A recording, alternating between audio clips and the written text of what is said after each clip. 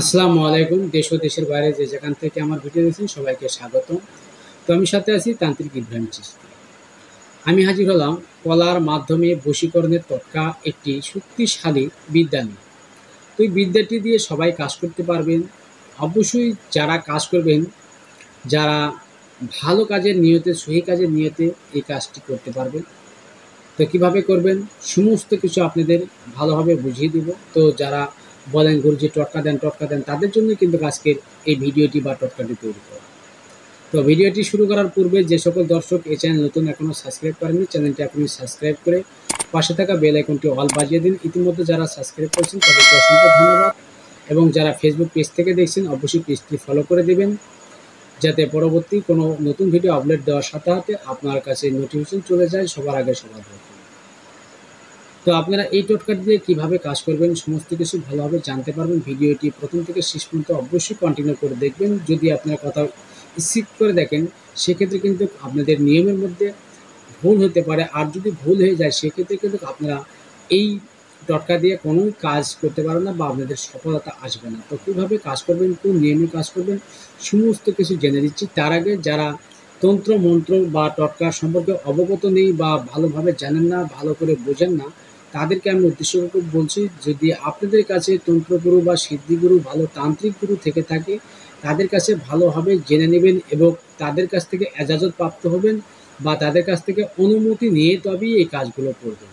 না জেনে না বুঝে কাজ করতে গিয়ে যদি কাজে কোনো ব্যাঘাত ঘটে তার জন্য প্রকাশক এবং চ্যানেল কর্তৃপক্ষ কোনোভাবেই দায়ী থাকবে না।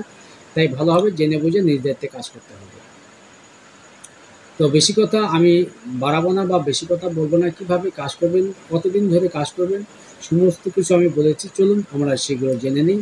তো প্রথমত যদি আপনারা কোনো মেয়েকে বশ করতে চান বা তাকে ভালোবাসেন, তাকে বিয়ে করতে চান বা সঙ্গী হিসেবে রাখতে চান, যদি এরকম সহি নিয়ত আপনাদের থেকে থাকে তাহলে অবশ্যই আমি বলবো প্রত্যেক দিন 3টি করে কলা নেবেন, আর 3টি করে কলা নিয়ে সেই কলার উপরে কাম সিঁদুর দ্বারা, প্রয়োজনে কিছু গোলাপ পানি নেবেন, নিয়ে তার ভিতরে কাম সিঁদুর গুঁড়া করে দিয়ে বা তার ভিতরে কাম সিঁদুর নিয়ে সেই কাম সিঁদুর আপনার ডালিমের ডাল দ্বারা লিখবেন, বা যেমন চম্পার ফুলের ডাল আছে বা চামেলি আছে, চম্পা, চামেলি বা ডালিমের এই 3টি যে কোনো একটি গাছের কাঠের কলম দ্বারা আপনারা কিন্তু সেই কাম সিঁদুর দিয়ে কলার উপরে তার নাম এবং তার মায়ের নাম, মেয়ের নাম এবং মেয়ের মায়ের নাম, ছেলে এবং ছেলের বাবার নাম লিখবেন।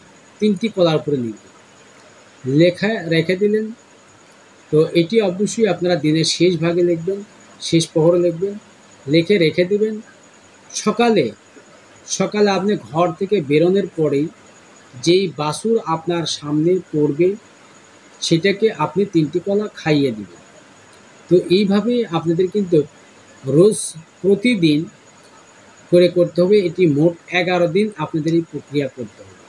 যখন আপনাদের মোট 11 দিন এই প্রক্রিয়াটি করবেন, 12 দিনের মাথায় দেখবেন ওই মেয়ে আপনার জন্য দেওয়ানা হয়ে গেছে বা আপনার দাসত্ব রূপে বা দাসী রূপে আপনার কাছে সে প্রার্থনা করবে বা আপনাকে চাইবে।